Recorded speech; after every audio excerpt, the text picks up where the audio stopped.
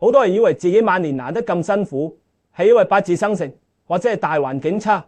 我今日直接同你講，設子女錯啦，大錯特錯。如果你屋企係呢5個生肖其中一個，聽清楚啊！你哋全家根本唔係行緊衰運，而且你屋企明明收埋咗個活財神，你竟然唔知，甚至可能平時仲覺得佢好鬼煩，搞到吉星都變咗災星。如果你最近覺得頭頭碰着黑，做咩都唔順，甚至覺得晒個家好似籠罩住一層烏雲咁，呢條片分分鐘會救翻你全家嘅運氣。我絕對唔係喺度嚇你，更加唔係危言聳聽。靜氣諗下，而家已經係2026年丙午馬年，天干地支都係火，火一直衝雲霄，呢個係一個極端嘅分水嶺。下半年開始，有啲人會衰到貼地，點樣揾錢都漏走。但係只要屋企有呢幾個陣，眼生肖坐陣，再加上識得借勢，神仙都擋唔住你哋全家發大。晚年富貴絕對都遮唔住。至子女，我知睇緊呢條片嘅你，好多都係40、50歲，甚至60、70歲嘅長輩。你去到呢個年紀，大半世人為咗頭家死做爛做，本來以為臨老可以享下清福，第二歲點啊？你係咪晚晚光光等天光，出面總係覺得囉囉亂？你係咪睇見自己啲仔撚出面市道唔好，揾唔到食或者做嘢做到死狗咁？你心痛，但你又幫唔到手。你係咪覺得自己副骨頭開始唔聽話？時而女洗日腰酸背痛，有時心口仲谷住，去睇醫生又話冇大礙，但係個人就係周身唔聚財。最慘嘅係睇住自己辛辛苦苦儲落嚟嗰啲棺材本，好似倒水咁，通脹又勁。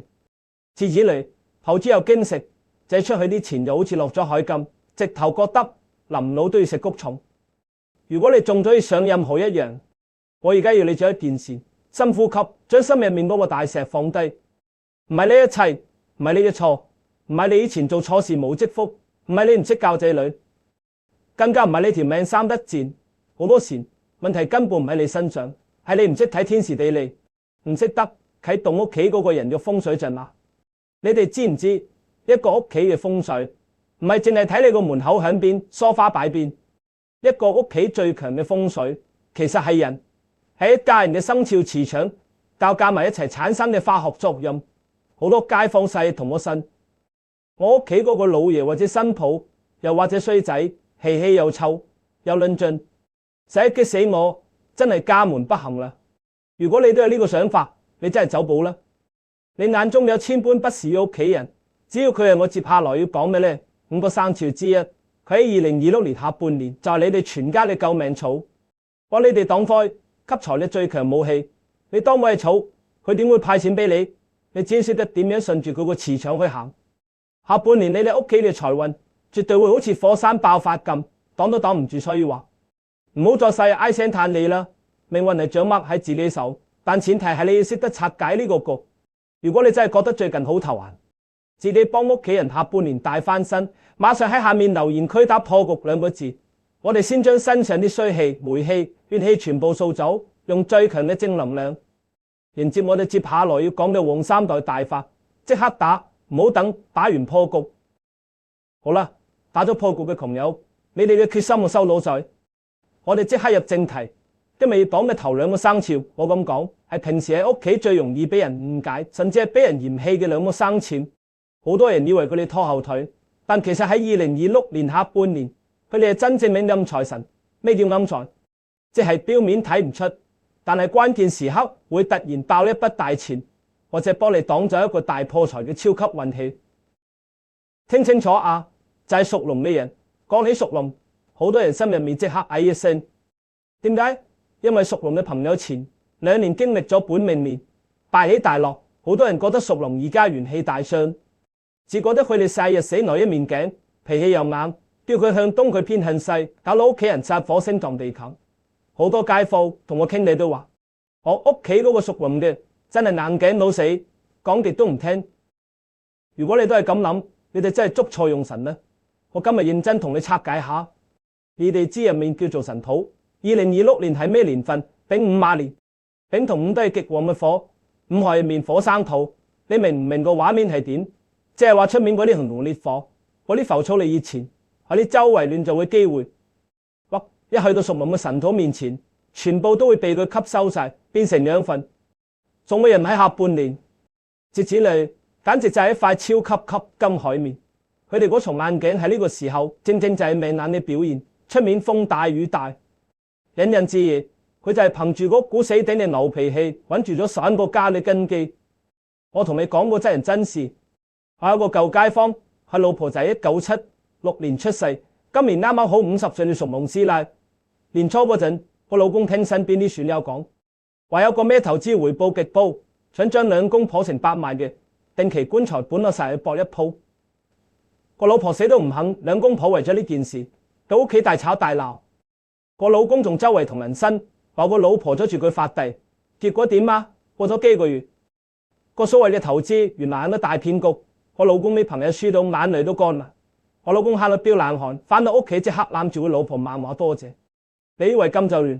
未啊？個老婆因為保住咗筆錢，心情報復性轉好，無端端去買咗張6合彩，中咗個二獎，過8萬落袋。呢個就係火生土嘅威力。屬龍嘅人下半年就係有呢種暗合財局嘅力量，所以如果屋企有屬龍嘅人，唔好再嫌佢眼鏡，佢嗰份固執分分鐘就係幫你守住家財嘅鐵閘。我哋講第二個暗財神，呢個更加反常識，就係屬豬嘅人。一講到屬豬，大家第一印象係咩？問論盡盡，食飽就瞓，慳攤要，好似冇咩上進心咁。好多做父母或者做老婆嘅睇見屋企自住就覺得火都嚟。你睇下你喺度你黐 A 出面世界大亂啦，你仲喺度笑笑口。如果你屋企有紫禁嘅豬，我恭喜你，你千祈唔好逼佢，更加唔好鬧佢，因為佢而家正正發揮緊救火隊嘅終極作用。點解咁講？大家要明白，2026馬年火氣沖天，全社會嘅磁場都好暴躁，好多人喺呢個時候會容易做錯決定，例如衝動辭職、盲目投資或者同人爭執嘢官非，呢啲叫做無名火，係會燒晒你啲錢同福氣嘅。但係豬喺你支入面叫做亥水，所以用嚟做咩？講咪克火降溫嘛。屬豬嘅人天生有一重隨遇而安、大智若愚嘅磁場，佢哋睇落好似唔上心，其實係扮豬食老虎。當全家人都急到跳掣嘅時候，佢嗰重慢條斯理，甚至係有啲懶散嘅性格，啱啱好就將屋企嗰股暴躁嘅火氣熄咗。五行入面呢個叫做水火既濟，係最平衡、最容易生財嘅格局。1983年出世，今年43歲，屬豬。佢喺家族生意入面幫手。平時佢阿爸同幾個阿叔成日為咗生意點價錢嘈到拆天，個個都為要進取要擴張，唯獨是呢個屬豬嘅仔成日笑笑口話唔好搞咁多嘢啦，穩穩陣陣算啦，飲杯茶先啦。啲阿叔平時好睇佢唔順眼，覺得佢懶泥扶唔上壁，點知下半年市道突然逆轉，啲夾硬擴張嘅同行全部損手爛腳，周轉不靈。而係佢哋間公司因為個屬豬嘅仔之前懶得搞，保留咗大量現金流，結果執咗個大片貨，生意不跌反升，全家賺到笑。豬嘅人嗰重懶，嗰重問盡，係火旺嘅年份，其實係一重極高檢嘅防守。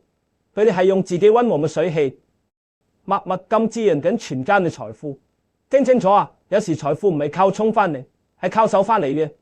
如果你屋企有屬龍或者屬豬嘅家人，由今日開始改變你對佢哋嘅態度，唔好鬧，唔好怨，要借佢哋嘅運氣。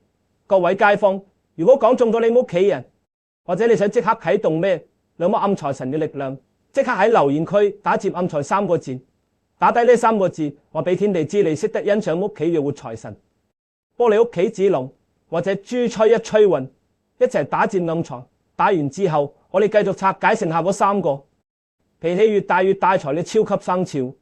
啱啱講完屬龍同屬豬，好多街坊可能已經鬆咗口氣，覺得原來屋企嗰個論盡鬼同眼鏡牛係財神。但係接下劉美講嘅呢3個生肖，我包保你平時喺屋企一定俾佢哋激到嘔血。你屋企係咪有啲人脾氣好似炮仗咁，一火就爆，又或者講嘢直腸直肚，完全唔俾面，殺搞到氣氛好尷尬？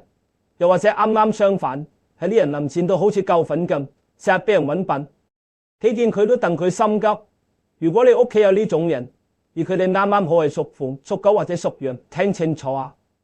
你千萬唔好再怪佢哋，因為喺2026年下半年，佢哋嘅脾氣越大，你屋企嘅家底就會越厚。先講下2個出名脾氣猛嘅生肖，屬虎同屬狗。好多做阿媽做老婆嘅街坊細同我呻氣啊！我屋企嗰隻老虎或者嗰啲狗啊，真係惡死能登，講多兩句就起晒槓，成日鬧。之類，屋企邊度有教和馬士興啊？財神都俾佢蝦走啦。表面睇好似好有道理，但係你知唔知命理學入面有一個最強大、最無堅不摧嘅陣法，叫做五出三合火局，就係虎出就係狗，而今年2026年嘅太歲五就係馬，即係話你屋企指老虎同指狗，同今年最大粒嘅太歲爺係稱兄道弟，攬頭攬頸就死黨嘛。今年下半年出面社會風高浪急，好多陰神小嘢，詐騙陷阱周圍點火。你以為你屋企指虎同狗發脾氣係衰嘢？佢哋嗰重燥地，嗰重直腸直肚，正就係三合火局入面嘅真陽之火。呢啲火唔係用嚟燒你啲錢，而係用嚟幫你全家驅邪擋煞，燒死啲小人嘅最強結界。我講個真人真事俾你聽，我有個客，屋企有個1970年出世，今年56歲屬狗嘅阿叔，平時講嘢把口好臭，成日睇唔順眼啲後生仔上妹魚。佢個女識咗個所謂嘅青年才俊，為夾錢做生意，掌望咗層樓攞成100萬出嚟。個女帶個男仔翻屋企食飯，個屬狗嘅阿叔一睇見個男仔無端端發無名火，拍晒台話：呢條要刷眉刷眼，我死都唔會俾你同佢做生意。你咁出門口，我就當冇生過你。個女喊到死去活來，想落屋企幾日家務處啊！結果點啊？唔使個月，報紙登晒出嚟，原來個青年才俊係攞慣翻老千。我屋當無知少女嘅錢已經俾差人拉咗。你睇下，如果唔係呢隻狗發過上大髀氣，死頂住個門口，佢哋全家下半生仲有得成。呢啲就係所謂嘅五法門神啦，不你嘅直覺同脾氣。2026年係極度準確嘅防禦系統，所以下次佢哋再發脾氣，你唔好同佢對鬧，你心入面要暗起好嘢，又幫屋企擋咗一劫。我哋講最後一個看似最弱，但其實係最強後盾嘅生肖屬羊嘅朋友，平時喺屋企通常嚟點脾氣好，耳仔軟，晒做和事佬，有時甚至乎俾屋企人覺得佢累啊，細食虧都唔出聲。我老婆屬羊，太心軟啦，親戚問借錢有借，俾人呃又唔敢出聲，真係激死人。呢句說話我聽過無數次，但係你哋真係太唔了解八字玄機啦。2026馬年火氣極旺，子女頭先講咗火太猛，有時會收唔到滯而陽。啲子女喺你知叫做未火，命理學入面有一招極其厲害嘅化解局，叫做五味六合馬同羊。啲子女係天生一對嘅六合貴人，而且未土係燥土，但入面藏住木氣。佢最辣係咩？就係將嗰啲失控嘅會燒傷人嘅無名火，全部吸收入自己個身體入面，轉化做溫暖屋企嘅火浪。喺今年下半年係你全家嘅坎貴人。當屋企人因為錢銀，因為壓力而交，係到要生要死嘅時候，屬羊嗰個人一句軟綿綿嘅說話，一個睇落好似退讓嘅決定，往往就係化解受到家破人亡嘅關鍵。得個1967年出世，今年59歲屬羊嘅阿婆，幾個月前呢啲個仔女為咗增額供留落嚟嘅一個舊鋪位，差啲要斬人，個個都話要佔埋婚前算數，唯獨係呢個屬羊嘅阿婆，死都唔肯簽名，日日喊住求啲仔女唔好賣啦，一家人唔好為錢傷感情，間鋪擺喺度先啦。啲仔女覺得阿媽阻住嚟求轉，好嬲佢，點知捱過咗幾個月，我俾突然宣布有大型重建計劃，間舊鋪個價錢即刻升咗3倍，啲仔女上班即刻收晒線，翻嚟斟茶認醋。你睇屬羊嘅人，就有一重深不可測嘅能力，佢哋唔會同你硬碰硬，但佢哋會用最溫柔嘅方式幫你守住家底，避開最大嘅劫數。所以話一家人一個都不能少，龍你暗財，豬你救火，虎同狗你擋煞，羊你六合化解。只要你屋企有呢5個生肖其中一個，你根本就坐擁住一座寶山。不過有寶山都要識得開門，如果你日日對住佢哋怨聲載道，個風水陣點會行得通？聽完呢一段，如果你屋企有屬虎、屬狗或者屬羊嘅屋企人，由今日起包容佢哋嘅脾氣。而家我想大家做一個動作，即刻喺留言區打火王加翻4個字，認買呢個3合6合嘅大福喜，話俾個天知，你接受你屋企人帶俾你嘅保護，一齊打火王家山。睇完之後，從頭起嚟啦，有陣眼都要識得吹旺佢。接下來攞會毫無保留咁教你2026年下半年不傳之秘嘅引財入屋3部曲。阿婆都識做，錯過咗就真係神仙都難救。好啦，頭先大家打到火黃加山，連帶咗屋企個活財神，但係你千祈唔好以為屋企有個屬龍、屬豬或者虎狗樣，你就可以日日攤喺梳化度等天跌錢落嚟。好多街坊細去問我屋企齊晒你講嗰啲生肖啦，點解我都仲係咁窮，仲係晒破財，左手交右手。我今日直接篤爆個真相，因為你有財神，但你冇財富，你有運，但你間屋個磁場亂晒大龍，我活財神你到嚟你屋企都會被你搞到變窮鬼。但係記住一句說話，有財冇富，猶如竹籃打水一場空。你屋企子龍吸翻嚟嘅財，子豬幫你擋就會災。如果你唔識得用呢個陣法將佢哋鎖住喺屋企，啲旺氣轉頭就會由窗門漏走晒。所以今日我唔單止幫你揾出屋企嘅貴人，我終於毫無保留咁教你一套不傳之秘，就係引財引屋化煞局。聽清楚啊！出面好多人教風水，下下叫你去買啲咩幾千蚊嘅水晶洞、幾萬蚊嘅風水擺設。我今日同你講唔使，真正厲害嘅陣法係大道至簡，用你屋企廚房銀包入面寫咗乜嘢就可以扭轉乾坤。呢套方法步驟簡單精準到連80歲阿婆都識做。只要你跟足我以下嘅步驟去做，配合翻你屋企嗰幾個生肖嘅力量，2026年下半年，你哋全家嘅財運絕對會由谷底直飛上天。第一步，我哋要揾啱聚水局方位。之前呢，即係正北方。2026丙午馬年，成個大環境都係火，火最旺喺邊度？節子女正南方，南方火氣沖天。如果屋企南面亂七八糟，全家人都好脾氣暴躁，容易病，無端端破財。既然南方火猛，我哋就要用水去平衡佢。所以今年我哋佈局嘅重點唔喺南，而係喺正北方。正北方喺5行入面屬巽，係今年用嚟降溫生財，鎖住活財神武器嘅最關鍵方位。你而家嗱臨攞部手機出嚟，打開個指南針啊，企喺你屋企大廳嘅正中間，揾出客廳嘅正北方喺邊個角落？記住係客廳，唔好搞到去廁所或者廚房。揾到個位之後，啲子女將嗰個角落打掃到乾乾淨淨，唔好堆積雜物，唔好擺垃圾桶，清出一個乾淨嘅台面或者櫃面。第二步，準備發煞生財三寶，準備一個透明嘅玻璃杯，千祈唔好用膠杯，亦都唔好用有花紋或者有顏色嘅杯，一定要全透明，玻璃要清清白白，睇得透徹。然後準備一把大粒嘅粗鹽，記住係醃嘢用嗰啲大粒粗鹽。絕對唔可以用平時煮餸嗰啲幼鹽，幼鹽係冇化煞能力，粗鹽只可以吸盡衰氣。最後準備8個1毫子或者5毫子嘅黃銅色硬幣，普通銀色硬幣都可以。點解要8個硬幣？而子女喺玄學入面，8係代表財星，硬幣係金屬，5行屬金。我哋利用金生水嘅原理，將金屬嘅財氣源源不絕咁催生出嚟。而粗鹽就係用嚟殺菌、淨化磁場，吸走你屋企啲無名火同埋冤親債主嘅霉氣。各開局佈陣呢步最關鍵，錯一步都無效。首先將嗰8個硬幣用清水洗乾淨活乾，然後將硬幣寄鋪喺透明波呢杯嘅最底，跟住倒水入個杯度，水大約倒到7分滿就夠，唔好太滿。至此咧，最後喺水上面加一大湯匙嘅粗鹽。注意啦，最重要嘅秘訣就係倒咗啲粗鹽落去之後，千祈唔好去攪勻佢，絕對唔好揾支筷子去攪，有嗰啲粗鹽慢慢自己沉落底。搞掂之後，將呢杯粗鹽硬幣水安安穩撳喺你頭先揾出嚟嘅客廳正北方角落。擺低咗之後，如果你屋企平時好多人嗌交，好多衰氣，你會發現個杯邊好快就會結出一啲白色嘅鹽霜，甚至啲鹽會好似識行咁。個杯邊呢個現象，玄學上叫做吸煞。一旦見到啲鹽霜爬出嚟，或者杯水黃咗、污糟咗，唔好猶豫，即刻喺初一或者15嘅日子，將杯水倒落廁所沖走佢。節子裏將啲硬幣洗乾淨，然後再重新佈過個局。如果你杯水就好清，冇起霜，咁就證明你屋企風水好好，每個月初一還一次水就足夠。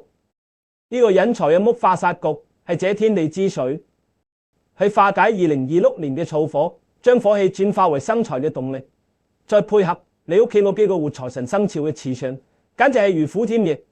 聽完呢個秘法，如果你準備今晚就開始幫屋企佈局，馬上喺留言區打引財引屋4個字，話俾個天知，你已經準備好迎接下半年嘅大翻身。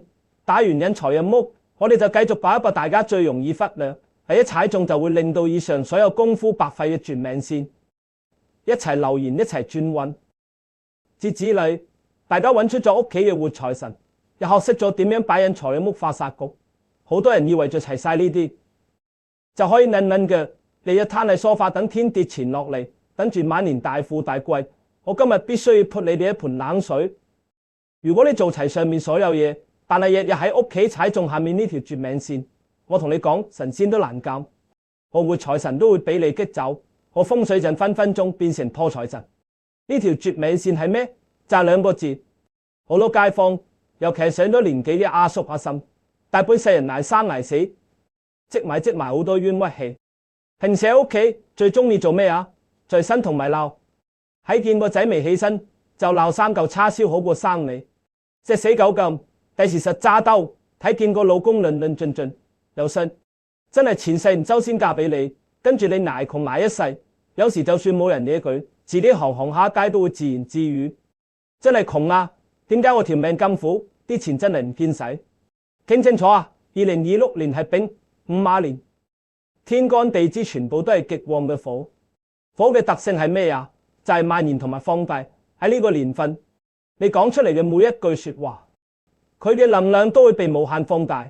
當你日日喺屋企講窮衰死苦，你個口就係一個最強嘅散財風水難。你個大腦同埋個宇宙接收到嘅信號就係，我原來你想窮你想衰，所有旺氣都會兜路走。你試下諗下，你屋企個智龍、豬虎、狗羊，本身係帶住好強嘅正能量嚟幫你擋災吸財，但係佢日日對住你黑口黑面，你聽你怨天怨地，佢個磁場會點？